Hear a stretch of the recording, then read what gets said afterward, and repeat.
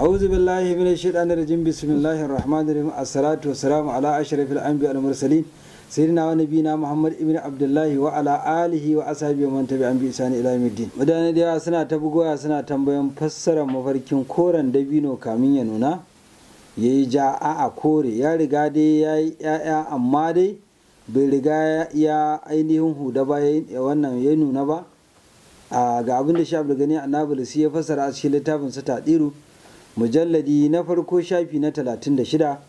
yake cewa duk wanda ya mafarkin dabino kamun ya nuna yana a koransa to lalle wannan yana nuna cewa mai yiwuwa samun ruwa ne ga waɗanda suke da rashin ruwa a yankinsu kuma suna mabukatar ruwa a wasu suna nuna cewa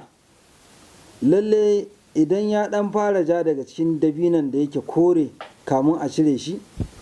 lalle wannan mai yiwuwa wani arziki ne